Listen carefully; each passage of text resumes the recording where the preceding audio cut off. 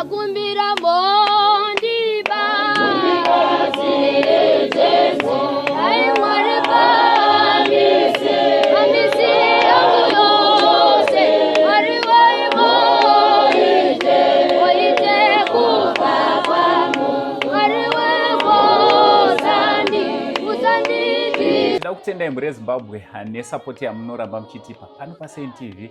Abasa richienda mberi, ndichida kutenda zvakanyanya nekuramba muchitsigira maprograms atinouya nawo kwamuri, nekuramba muchisapota, nekuramba muchiita kuti maprograms awa anga ari anopfuurira mberi. Chekutanga ndichida kuti makadii kwese kwamuri.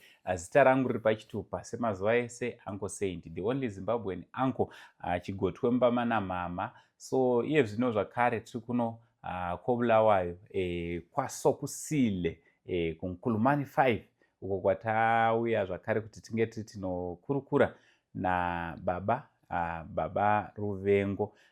Ndofunga vazhinji nyaya muri kuinzwa, nyaya iri mudariro pamazuva ano inova nyaya yeestate. Anditi nyaya yeestate ndofunga vazhinji muri kuitevera nyaya iyi, uye tinofara nekuda kwekuti muri kurambawo muchikomentawo muchishare mavideos anawo. So chekutanga, kana uri kutiona kekutanga paYouTube, paFacebook, subscribe, follow, turn on your notification bell so that every time patinowinza mavideos akafanana nerino you'll be notified. So inzwaika, nyaya tinayo ndeyekuti pakupedzisira toda kuti tinge tinova nesolution.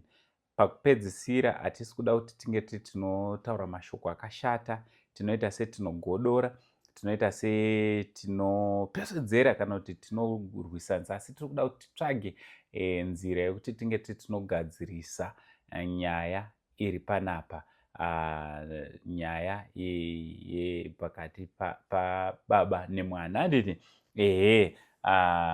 so iye zvino ndagara nababa Ruvengo. Baba, makasimba here? Ndakasimba mwana, iwe wakadiwo nemhuri yako? Aiwa, ini ndinosimba. Chiti mufaro wedu zvakare kunge tinogara pasi nemi. Yange yakadii Christmas? Christmas yakachengetewa naMwari, tiri kungorarama. Tinotenda Mwari. Ndisingazivi kuti yanga yakadiwo kusaidi kwenyu. Aiwa, isusu takava nenguva yakanaka. Tarimirira kagoredzva rakudayo kuswedera kwasara mahours. Takarimirira. Aiwa, tinotenda Mwari akatichengeta muna 2025, taakupindawo zvakare muna 2026. Chekutanga, pane umwe munhu atanga kukuonai nhasi. Baba, mungazivise mhuri yeZimbabwe for the benefit yeavo vatanga kukuonai nhasi kuti munonzi babani, uye zvakare kuno kwatiri ndekupi? Ndotenda mwana. Ini ndinonzi Sinus Ruvengo. Tiri kuno kwaSokusile pa568 Nkulumani 5. Perfect. Just a bit of background also for the benefit of those vari kutanga kutoona nhasi. Mungada kutizivisa kuti iri mudariro nyaya yakamira sei, zviri kutangira papi, kuitira kuti pane vamwe vakasara kumashure vazive kuti tiri kubva papi, iye zvinoti tiri papi. Takatangira pakuregister state naMaster of High Court. Alright. Muna May 2024. Okay. Tikaenda for the first meeting musi wa12 June 2024 kwaMaster. Alright. So property in question kana kuti estate in question, estate yani? Estate ndemudzimai, ndakanyoresa zita romudzimai. Alright. Ndakatenga imba kuNkulumani 12. Manje mudzimai ndokubva azoshaika, ndopandakatanga kuregister state naMaster of High Court. Alright. So kureva kuti zvoni imimi you are the surviving spouse? Ndini wasara pavuviri hwedu. Alright. Kuroti pane estate iripo inenge ichida kuti inge inoonekwa kuti zvakamira sei. Alright. Sa mutemo weZimbabwe unomboti kudii kana tomboti pamwe ndimi manga matanga kuenda kunova nashe. Mutemo unoti kudii baba?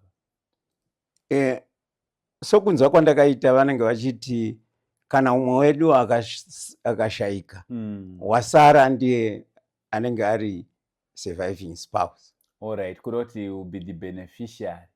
We property. We property. Tingangoti estate yese inenge yasara.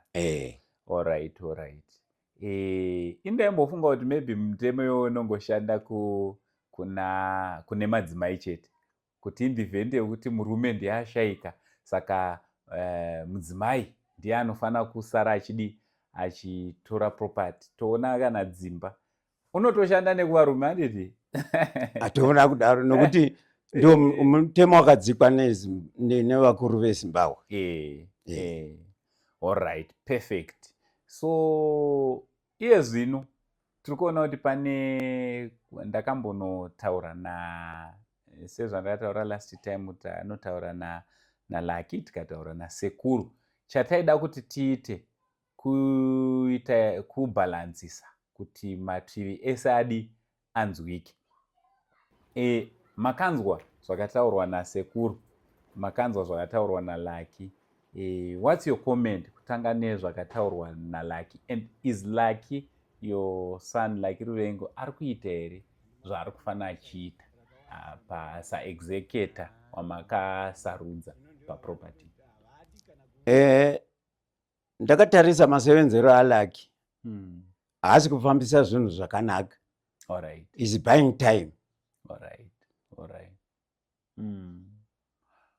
Alright. What may be the reason for him to be buying time?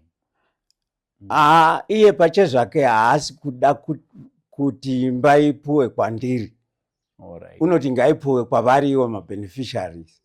Ivo semabeneficiaries. Ini sesurviving spouse ndisawana chinhu.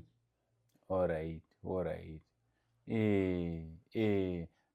So mapepa ari kudelaya kana kuti chii chiri kuitika?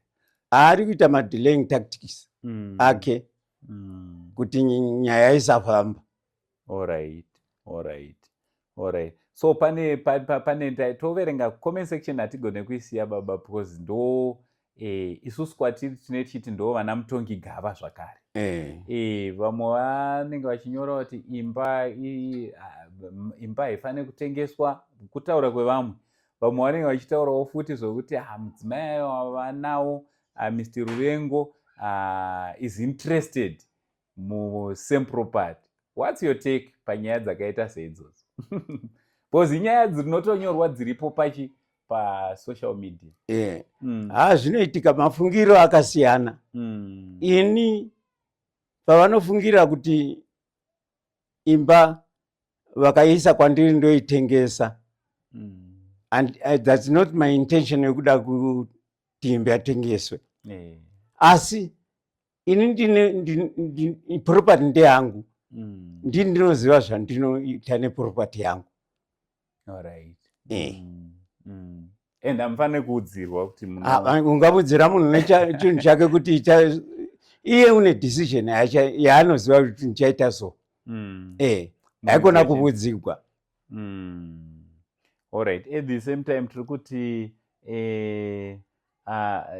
tiri kuzonzwa mai vako batanidzirwa panyaya idzidzi dzana Mr. Ruvengo and Sons. Mai vako batanidzirwa, havana kutaura nemunhu, havana kuuya pasocial media. Indinowaziva ndakaona she's not a social media person. What's your take pakuzonzwa mudzimai akutaurwa yet she's not even part of this? Zvakandigwadza nyangwe neniwo kuti vanongosodzawo mwana wavanhu zvinhu zvisimo maari.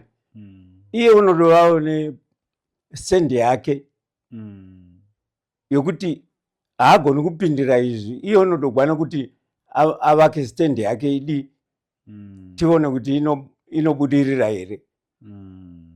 Kuroti Hani nezveimba iyi vandoriwo mushishi kutonge vari kutoti dai ndapedzawo kutopedzawo kwangu kustendi. Chaizvo.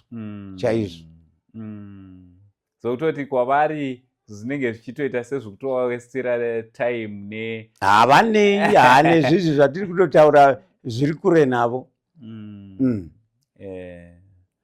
And also looking kuti she's there helping you tichitarisa kuti always you are not feeling well, munotobatikana zvakanyanya kutoti munhu ari kutomira neni. Zvakandigwadza kungopomegwa zvinhu zvausingafungiri kuti ndo zvaanoita. Zvakandigwadza kuti vanongotuka munhu nondibatsira. Sezvakataurwa nasekuru vacho, unoona kuti kunyomba umwe munhu akanyarara. Handiti haazvina kundifadza. Tichitarisa mungatipe chingadaro zvakare matoita basa mabva mawinza nyaya yekuti zvakataurwa nasekuru. Takawanzwa sekuru akataura zvakawanda, mashoko ekuti akawanda.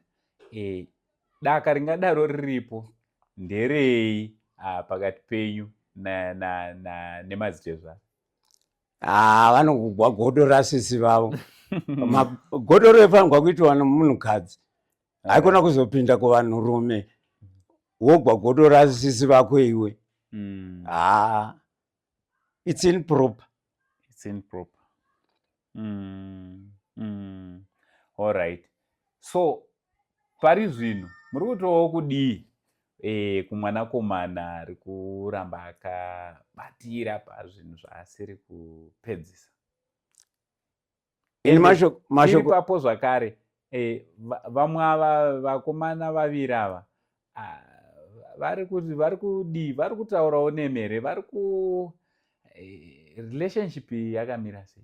Vana vakangobatana ivo pachavo vari 3 vanongogurupana. Vachingofaita neni, havaandifoneri, havatauri neni, havandisupport even pamamedical tablets anenge achidiwa, zvese havane nazvo zveupenyu hwangu. Mudzimai wandigere naye ndiye unongotamburira neni nomwana wake mukomana anonzi Ngoni. Alright. Saka tiri kuti ko tikada kucheka kune vasikana vamukambotaura mukati makaisa imba inoi kuNkulumani 5 mumazita avo. Vanotiwo kudii nezviri kuitwa nehanzvadzi dzavo? According to them, vanoti hatipindiri, havanei nazvo. Alright. Zveimba yakwamai Lucky havanei nazvo. Havambotsurewo here kuti ana Bhudhi zvamakuita izvi zvamusi makunyanyisa?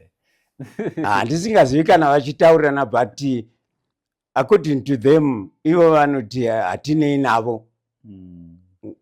Whatever they are doing. Vanoti havana kubatana navo. Zvose zvavari kuita vanongoita voga vari vakomana. But ivowo vasikana vanokusapotaiwo here pamwe chete? I understand kuti vese vakawanikwa vari kuvakwasha. Kana kuratidza kuti havamo mazviri zvenyaya yokwamai Lucky. Vaingotaridza namabasa nezviito zvese kuti ini ndakasununguka kuvagamuchira, but ngavazviratidze kuti havana kubatana nana Lucky, havanei nezvoitiwa nana Lucky. Also nekutotarisa kutoti ivo vatova nenhaka yavo kare. Ndakatovagadzirira. Ngatiwo sevana vasikana ramangwana rizikana, ndigare ndapa ndoga nhaka yavo. Avo ndakavapa, havana kupopotedzana neni, havana kugwisana neni, havana kukumbira, ndakangovapa zvichibva pamwoyo wangu. ndozvakafanana neimba yekuma12 vasandiudza zvokuita neimba kana kuti tipei nhaka haifoseredzi unopa norudo.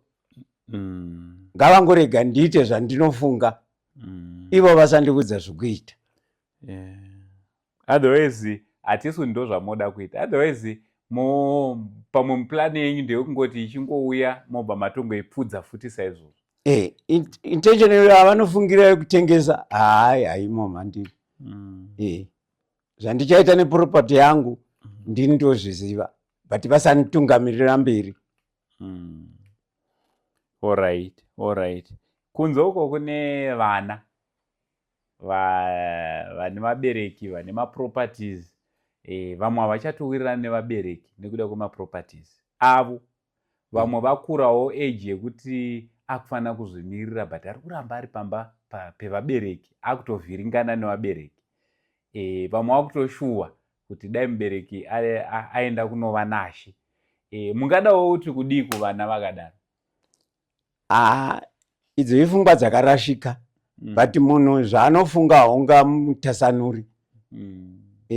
Mafungiro avo avanoda, but handivoni Mwari achiropafadza zvinhu zvakadaro. Kureva kuti munhu anofanira kungoitawo zvake. Ngavazviitire zvinhu zvavo zvesimba ravo, kwete zvokufosa. Also tichida kutarisa kuti zvoni kudzidza chaiko ndo yainzi nhaka yeupenyu. Vana venyu uko mane vanasikana makaendesa kuchikoro here baba?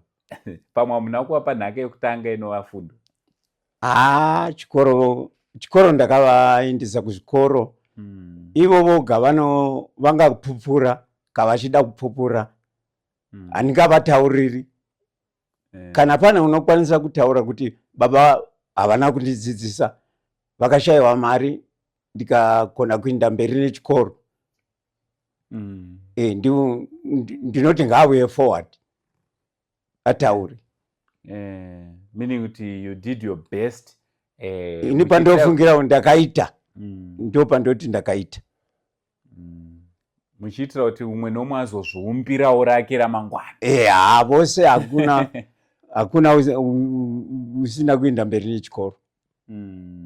Tiri kuona kuti kunyange nemukomana mudiki Chris akatosvika pakutochata ari mumaoko enyu.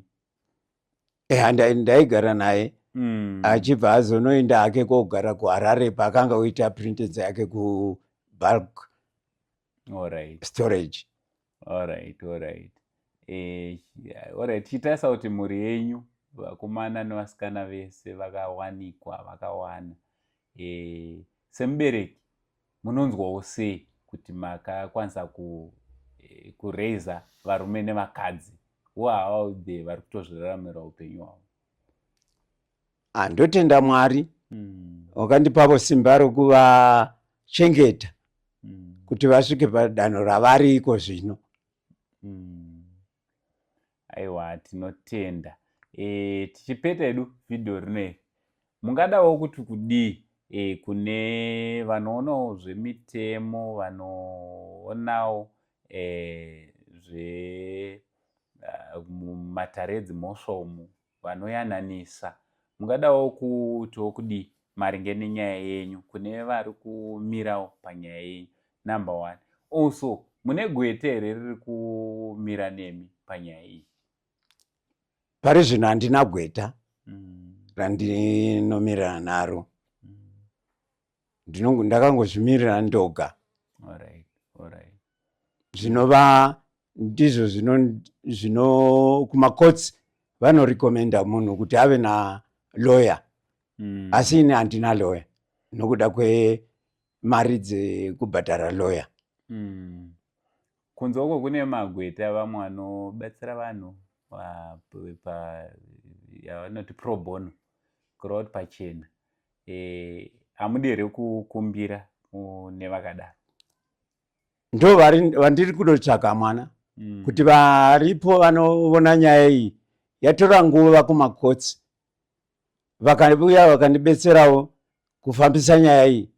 Kana vapindwa naMwari havavuye forward vandibetsere tifambise nyaya iyi ipere, nokuti iko zvinoda kukwanisa 2 years ichingova kwamaster.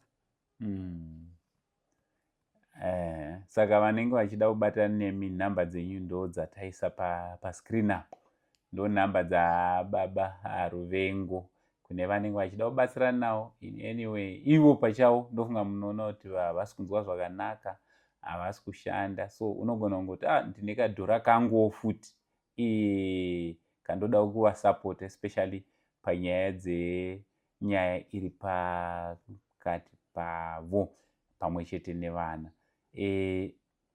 Baba, iye zvino shoko guru ramungasiyire mhuri yeZimbabwe tichipete du video rino. Shoko guru randinokumbira kuvanhu veZimbabwe ndorokuti